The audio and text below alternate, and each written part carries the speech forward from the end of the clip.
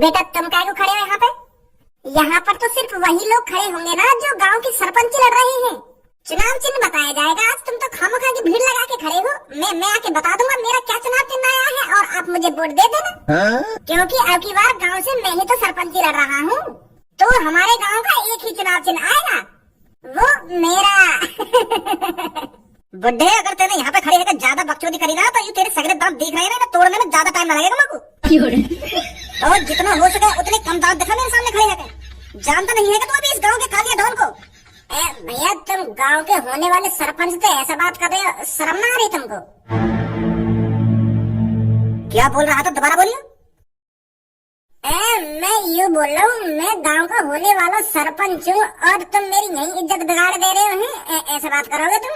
और बेटा मैं तो बड़ा भी हूँ, तेरे पापन की उम्र का हूँ और तुम मुझे ऐसा तू करके बात कर रहे हो। तेरी गांव में डंडा चढ़ा दूंगा बुड्ढे, अगर ज्यादा बकचोदी करी तो बनवा दूंगा तुमको गांव का सरपंच। अगर यहाँ पे पुलिस में खड़ी होती ना, अभी बता दे तो मैं कैसे सरपंच बनता। तू कालिया का बहन ही जानता है अभी तो शायद। ओए क्या हो रहा है वहाँ पर? अगर मैं सरपंच बन गो तो ऐसी सरपंची को क्या फायदा जो हर कोई मेरी ऐसी झंडा मार के चला जाए। माँ बाप ने नेक भी संस्कार न दिए यहाँ को। तो मेरी बात ध्यान से सुनिए। अब की बार आपके गांव में 4 लोग खड़े हुए हैं जो गांव की सरपंची के लिए लड़ रहे हैं। अरे भाई साहब, कुछ गलत पढ़ लिया होगा तुमने।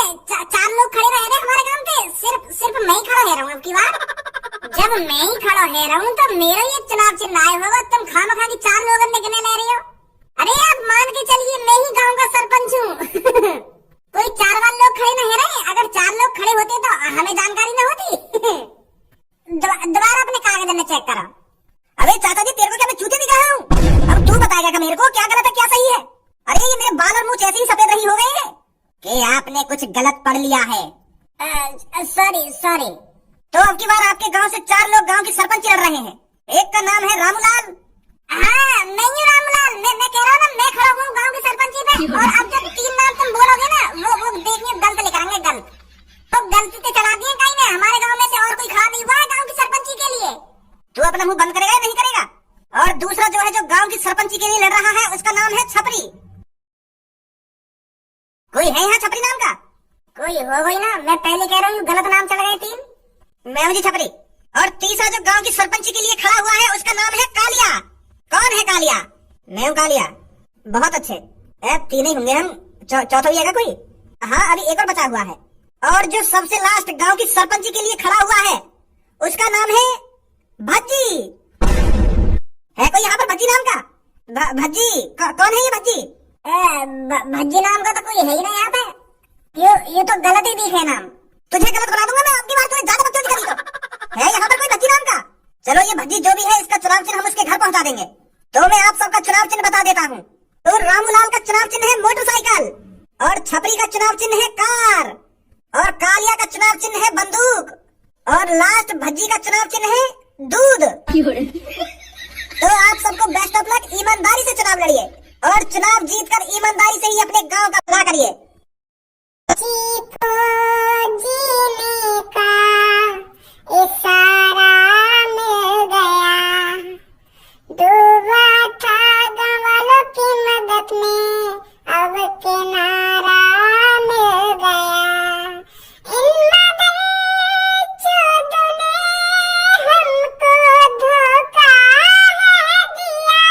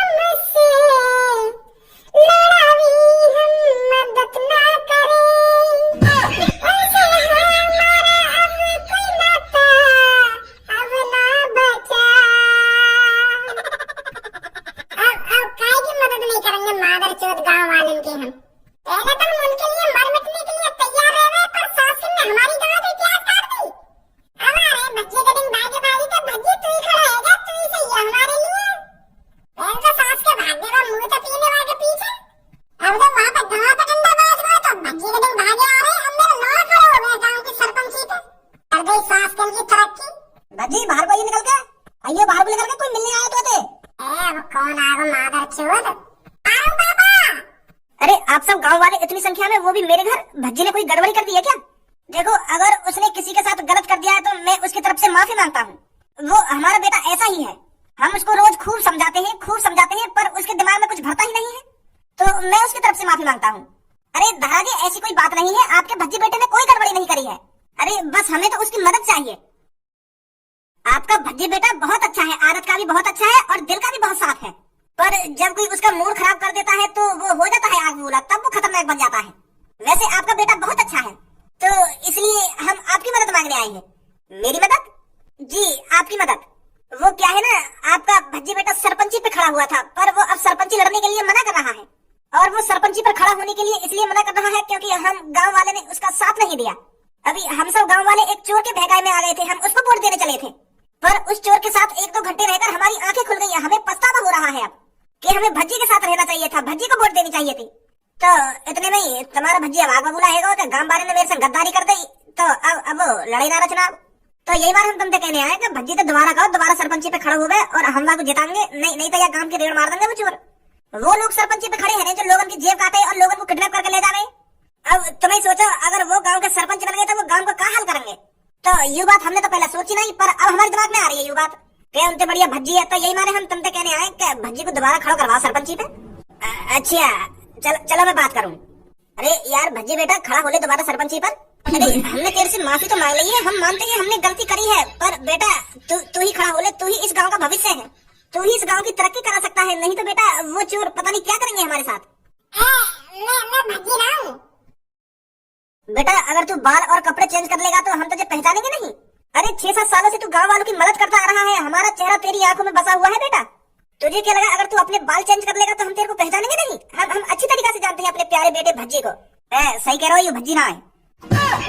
क्या? हाँ भज्जी ना है, यू भज्जी को बड़ा भैया खज्जी है। एक जैसी शक्ल है ना इन दोनों भैया की, तो यही मारा तुमको यू भज्जी लग रहा होगा, पर यू भज्जी ना है। तो भज्जी कहाँ है? अरे वो आ गया, शेरों का शेर, महाशेर, हमारा बेटा भज्जी, हमारा होने वाला गांव का सरपंच, हमारा होने वाला गांव का राजा मेरे सामने खड़ा है भज्जी बेटा। पापा तुरंत इन गांव वाले ने मेरी नजर के सामने से निकाल दो, कहीं तुम्हारे सामने मेरे मुंह से कुछ गलत सलत निकल जाए इनके बारे में। इनकी मां ने करने में जाल काम में लगेगा बापू।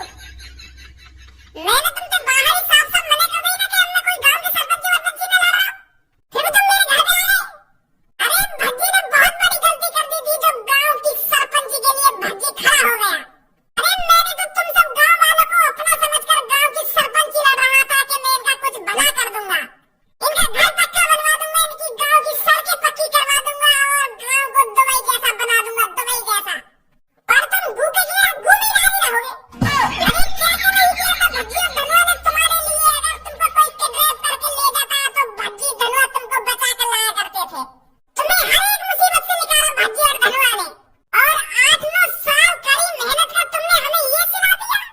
अच्छा सिला दिया तुमने हमारी मेहनत का, अच्छा सिला दिया तुमने हमारी मेहनत का, हमको ही है धोखा दिया, हमको ही हटा दिया।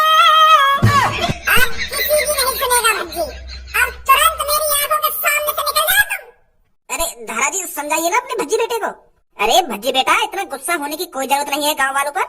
कहाँ कह रहे हो पापा, गुस्सा होने की कोई जरूरत नहीं है। अगर तुम मेरी जगह होते ना तब पता चलती तुमको गांव वाले कितने बेकार रही हो। अरे इन चोरों ने इनको मूठ को लालच खा दे दिया, ये तो मूठ पीने के लिए आगे पीने चले गए। फिर तो ये वहाँ मूठ के चक्कर में नेक में अपने दिमाग पर जोर न डाल रहे, फिर तो ये सोच ही ना रहे कि कौन इसका भला चाहता है कौन इसका बुरा चाहता है। छपड़ी ने इनसे यूं का कह दिया कि तुमको मैं दारू की आग में झिक के तो वही के पीछे भाग नहीं सकते, और मैं इनको सपने दिखाते रहेगा। इतने प्यार से समझाया मैंने यूं कि मैं तुम्हारे गांव की सड़कों को पक्का बनाऊंगा और तुम्हारे घर की छतों को पक्का बनाऊंगा और तुम्हारे